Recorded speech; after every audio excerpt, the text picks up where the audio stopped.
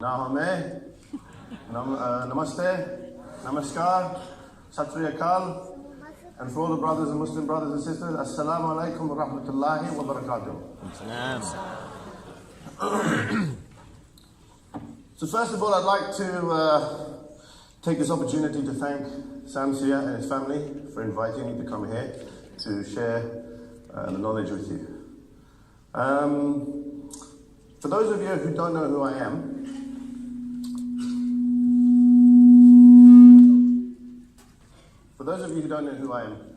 I'm actually a former A&E doctor. I worked as a A&E doctor for 15 years, and then I went into naturopathy. And my story starts like this, is that I was working in a hospital in an A&E department with a good friend of mine called Mark Tan. And both of us are A&E doctors, and both of us had a similar viewpoint about how medicine was being practiced. One of the things that we found frustrating in our A&E departments were people who are coming in who are on multiple medications. Hands up anyone here who is on multiple medications or who know anyone who's on multiple medications. There's quite a few. I mean, in the Western world, there's quite a lot of people. So I would say that we're kind of losing the battle against chronic medicine. But I'm not saying that the drugs are wrong, but I think what I should be saying is that we could be doing a lot more in terms of helping people before we start resorting to medications. Now, one of the things I said before is myself and Mark, we both embarked on this journey together. And as a matter of fact, you are my extended family because you're part of that. So what actually I did was I actually came on this stage 6 years ago, and I actually said to you all, I apologize on behalf of the medical community for all the, everything that we did to you that was bad, or everything that we did to you that was, that made you ill, and we didn't listen to you, and all of these kind of things. And I still stand by that, even as a naturopath. I apologize on behalf of my former profession for making you feel the way that you did. So this is why myself and Mark Tan decided to change tact. We decided that what we're going to do is try and bridge the gap to find out what it is that we can do as medical practitioners to try and help to resolve this problem. And one of the things was nutrition. And that's why what we did was, we both decided to, when we were here in Malaysia, we said when we go back, we're going to go to the College of Naturopathic Medicine and learn naturopathic nutritional therapy. After 2 years, we both became qualified nutritional therapists. Last year, I said to you that I promised afterwards for a year, in the next year I'll be a naturopath, and that's what I am now. I'm actually a naturopath as well as a medical. Now, what's the difference between naturopathy and medicine? Well, I think one of the things that we have is more tools in the box. As a medical practitioner, one of the things that you have in your tools, one of the tools you have is surgery, medications, and psychotherapy. Now these are all very good things. But as a naturopath, we have Chinese medicine, Ayurveda, homeopathy, Bach flowers, we have postural, we have the Alexandra method, we have all of these tools available to us as naturopaths. So we can do more for our patients. And basically Kangen water is also part of that. So what happened was that, just to give you a small snippet, a guy goes to a fair and he buys a fish. And he loves that fish. Fish is in the fish bowl. He takes the fish home. After 2 weeks, the fish starts to get sick. So he says, what can I do with my fish? He took the fish to the doctor. So the doctor said, give him some antibiotics. So they gave the antibiotics to the fish. Fish started to perk up. Fish was looking good. He was happy. Fish was happy. Within a week, fish died, floating on the water.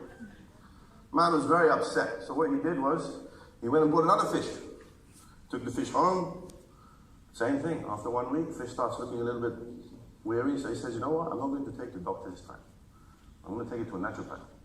So he took it to the naturopath. Can anybody tell me what the naturopath told him? Change your water, change your life.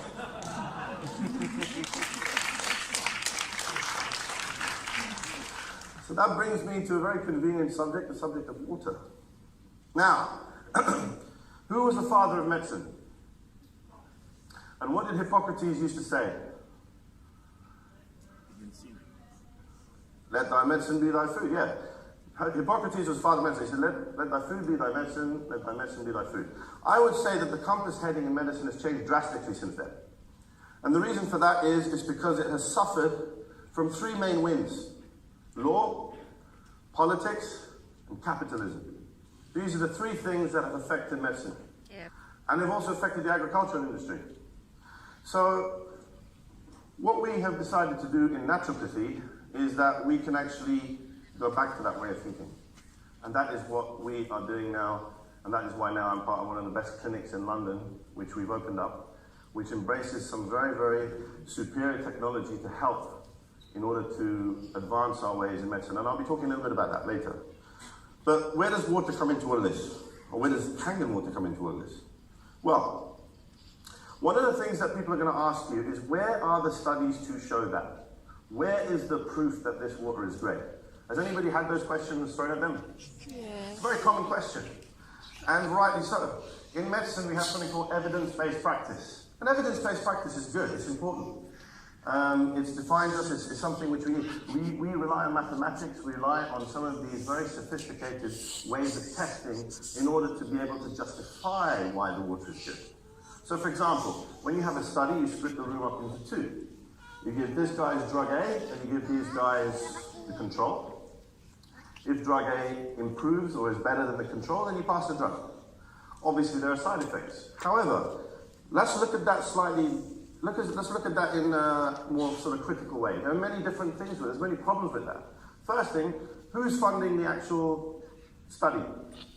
Because whoever's funding it, that is going to be a conflict of interest. That's the first thing. The second thing is everybody biochemically the same? No, because you're going to have people taking the drugs who are going to, some of them are going to process it, some of them not. Have anybody heard of something called 23andMe? It's basically a saliva test you send off to Florida or California, and they send you back a breakdown of the enzymes, a breakup, which enzymes you have, which ones are more, and everybody's biochemically different. So that's another problem. And another bias comes to the law. There is a law that says that the only cure for a disease is a Dr. U.G. Yeah? Now, can anybody think of what the implications of that is? There's an implication around the word drug. There's an implication around disease. And there's an implication around the words only cure. Yeah? Who makes the drug? Who defines the disease? It's my old job, yeah? An only cure. What do I mean? Yeah? The only cure, that's the law. So this is very, very important, because what this means is does anybody eat apples here? Who eats apples? Only 2? 3? Everybody. Oh, okay. What's wrong? Don't be embarrassed, yeah? Apples. What is that? Apple a day does what? Chase the doctor away. So they have this lady called Apple Smith. A lady called Granny Smith, right? So Granny Smith, she promotes apples. She used to say that the apple is very good for the cardiovascular system. Apples contain what? Salicylates. Yeah? It's equivalent of taking, one apple is equivalent to taking 3 salicylates tablets. Very, very good for our heart. But it also contains other things. It contains vitamin C. It contains all these wonderful things inside. Some of the things you haven't even heard of. Who made the apple? So who is the best biochemist? Allah. So, he knows better than us. However, this comes back to the studies again. When you do a study, you have to be able to have something that's measurable. So for example, if you make something in the laboratory, you know what it's chemically, you know what the chemical symbol is. Does anybody know what the chemical symbol for an apple is?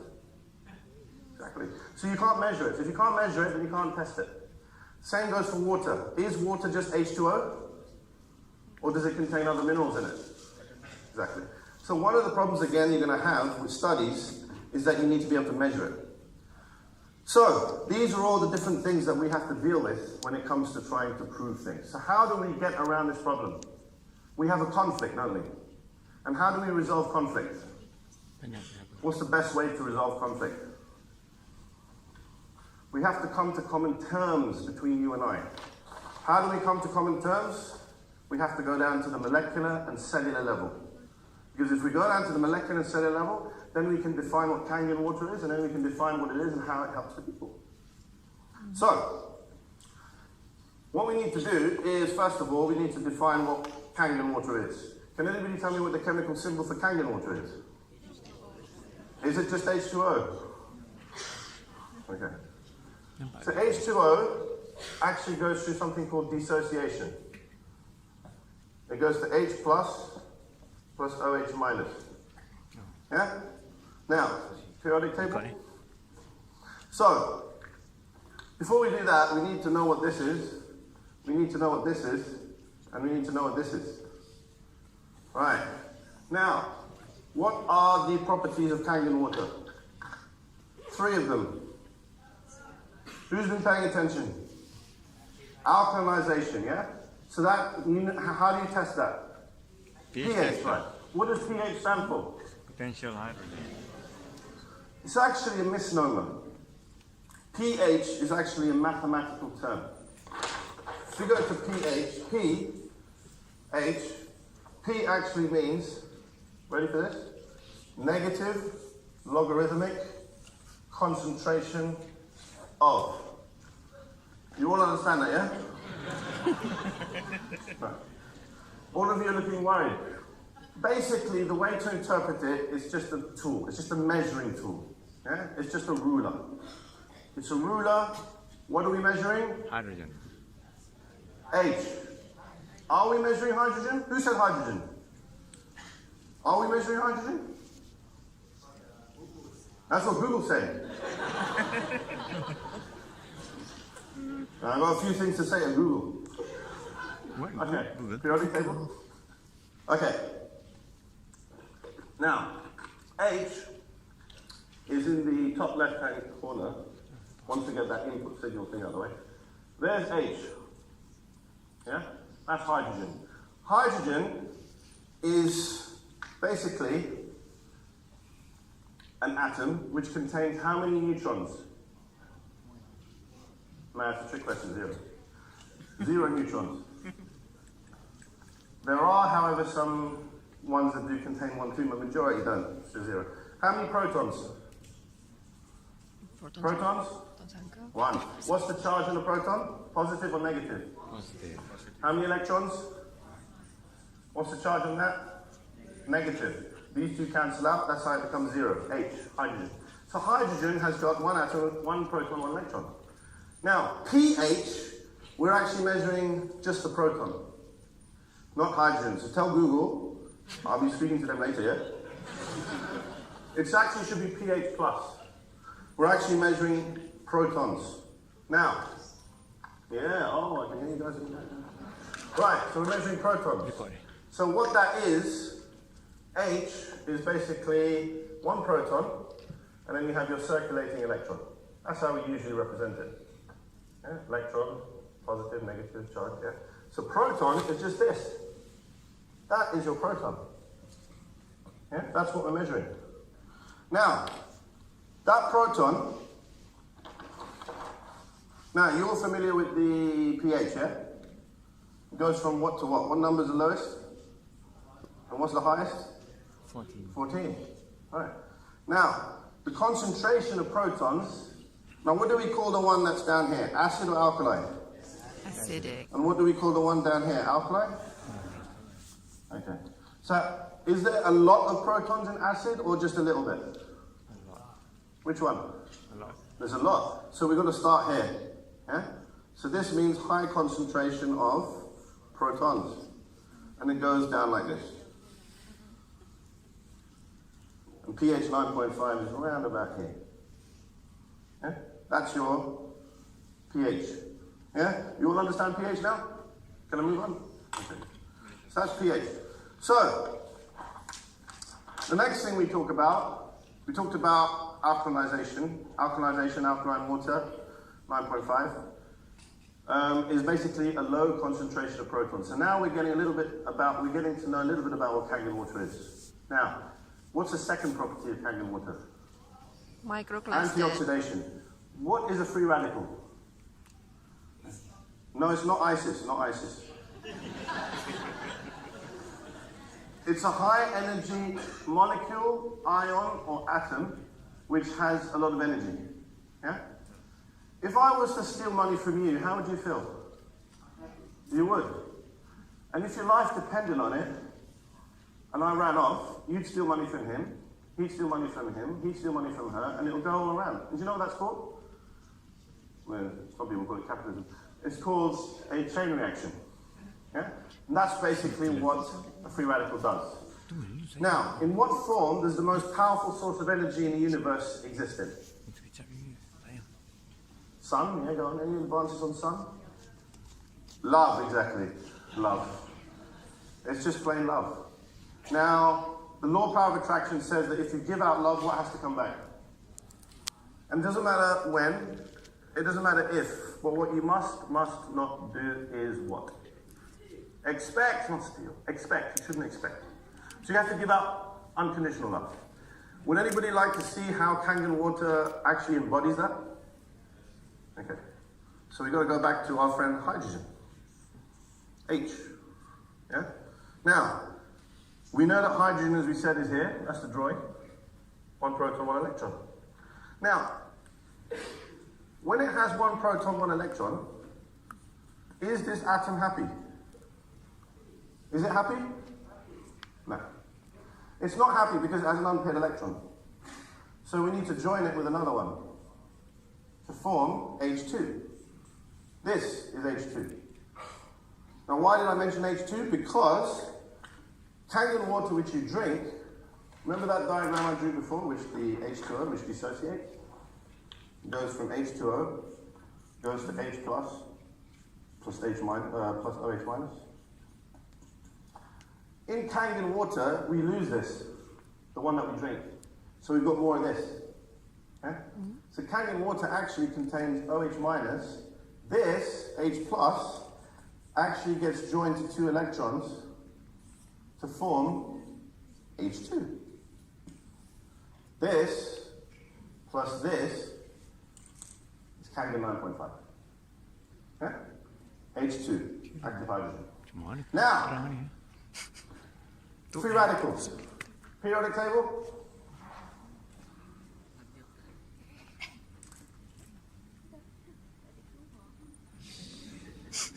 Group 7. Fluoride, chloride, bromide. Fluoride is the most electronegative atom in the periodic table. How many electrons has it got in its outer shell? I'm not going to ask you about protons because you ballsed up the first question on the neutrons. How many electrons does fluoride have in its outer shell? What group is it in? That's a big clue there. 7. So, it's got 7 electrons in its outer shell. 1, 2, 3, 4, 5, 6, 7. Is this atom happy? Why not? It has an unpaired electron. So what we need to do is we need to satisfy this fluoride. Yeah? Fluoride, incidentally, is what they put in the water. In some places, it's actually compulsory to put fluoride in the water. Yeah. Does anybody know what the fluoride does? Is it good or bad for the body? Bad. Why is it bad? Nobody knows. Pretty well, yeah, it can be. Why is it supposed to be good? What is it in? Toothpaste.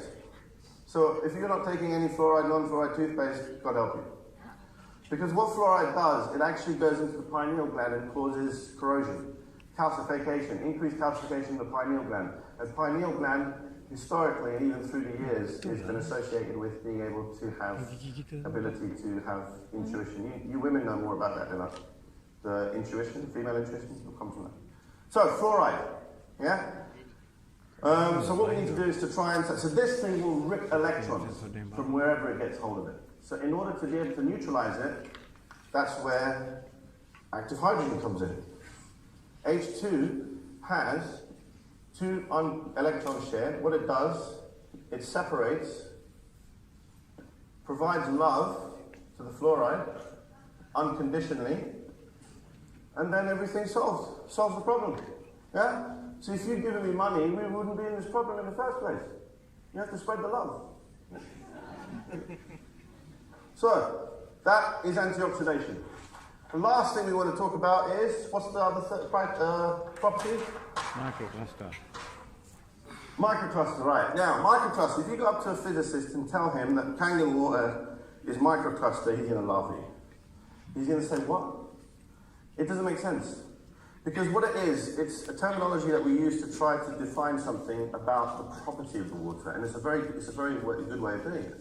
What it is saying is that it has penetratable properties. It can penetrate any cell. And the reason why is because we know about that, because there's a guy called Peter Agre who won the Nobel Prize in what year? 2003, for finding out that the aquaporin channels in the cells, so it can penetrate the cells. So, the difference between it is this, is we already know, and this is theoretical by the way, is that Kangen water we know is OH minus plus H2. H2, as we said in the periodic table, is the smallest atom in the universe, so there's two of them, and then you've got OH minus. OH minus, if we draw what water looks like, you have oxygen and you have a hydrogen. And it's shaped like this. If you draw OH, it's shaped like this. Which one's smaller and which one's bigger? So which one's going to fit into the actual cell? So what you're actually doing is you're actually hydroxylating your cells, and then it meets up with this proton pair inside, and that's how you hydrate the water inside the cell. Yeah? So that, ladies and gentlemen, is basically your microcluster. So that leads me on to the last part, which is about what happens at the cellular level. The cellular level is this. Can anybody tell me how many liters of water in a 70 kilogram male? 2.1. How many? 15? 50? Any advances on 50? It's actually 45 liters. 45 liters of water in a 70 kilogram male. 70%. How much of that is blood? 70%. Body. What's the most common test that your doctor sends you to the hospital for? A blood test, right? How much of that is blood? It's actually 5 liters running through your body, 5 liters. That's only 1/9 of the story. 1/9, if you think about it. So where's the other 8/9? Where's the other 40 liters of water? How many cells in your body? Between 37 and 72 trillion cells in the body. If you were to suck, the definition of a cell is an enclosed space. We are actually in a cell right now.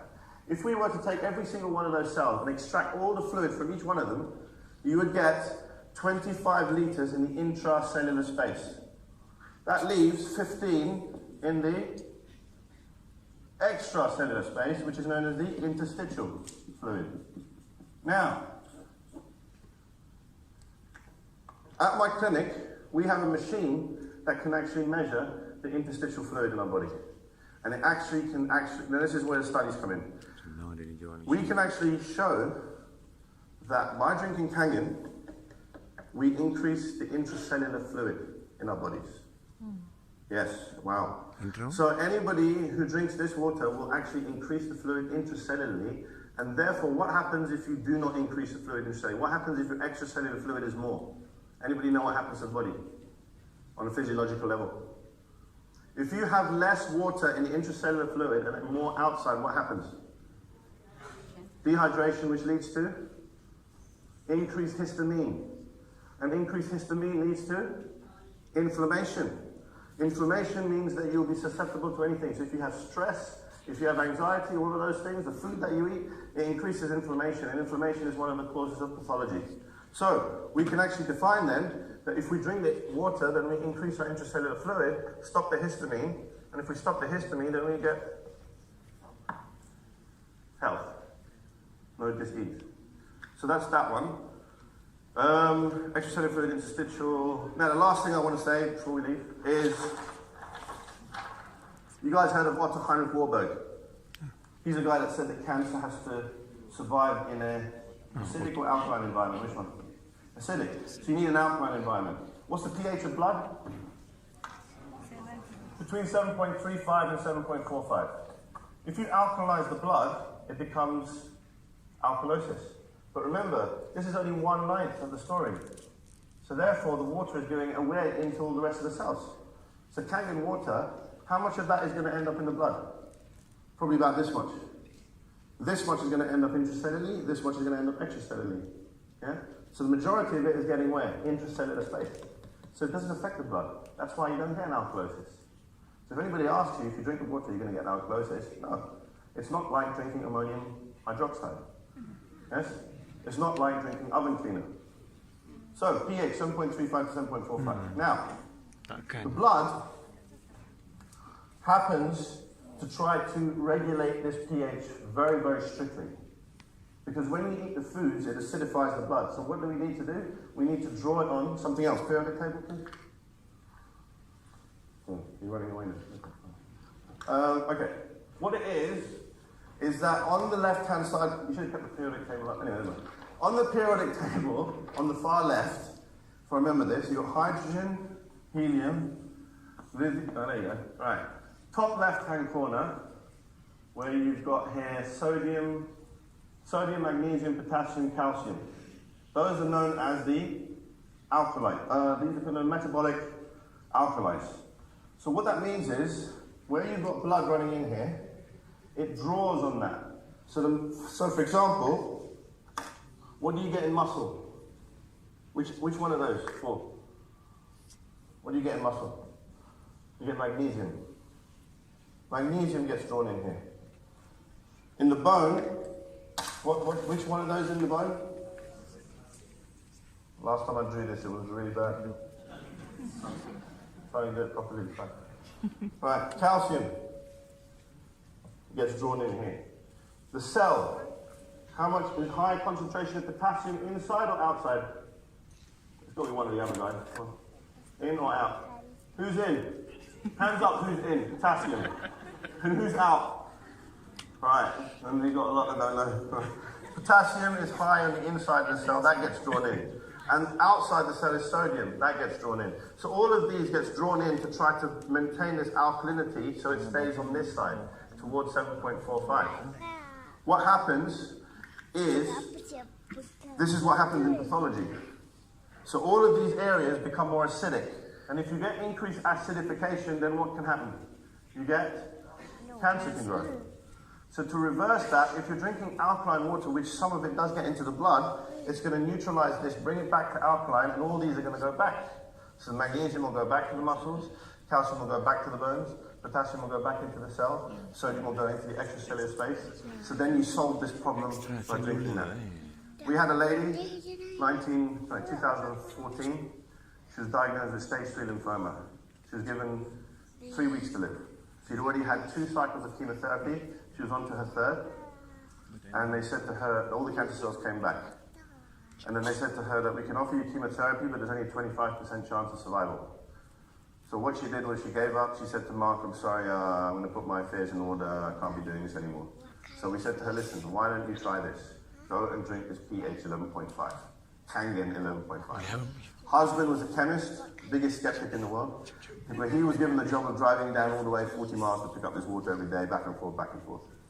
So what happened was, he ended up bringing the water home. He drank the water, she drank the water, she started to see improvement.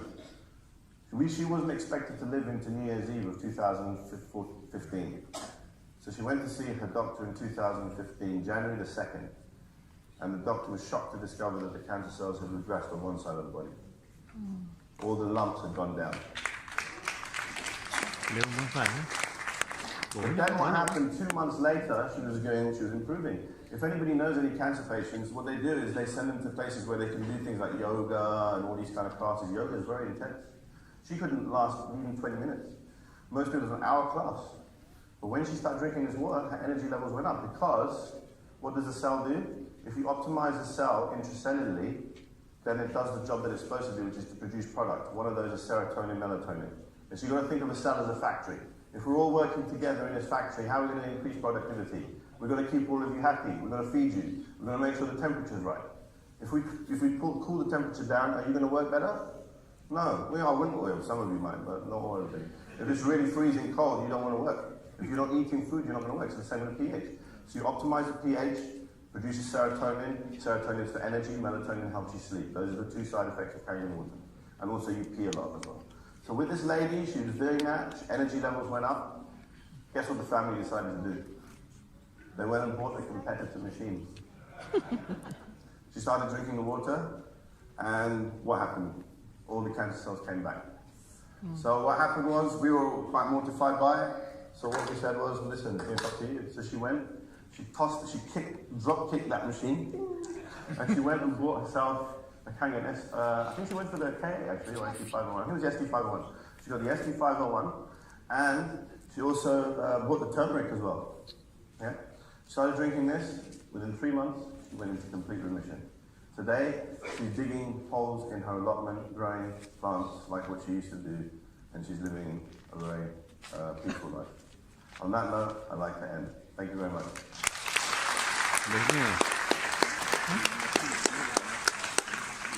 All right. Ladies and gentlemen, can we give him a massive round of applause? Bagi tadi ada bom tadi lagi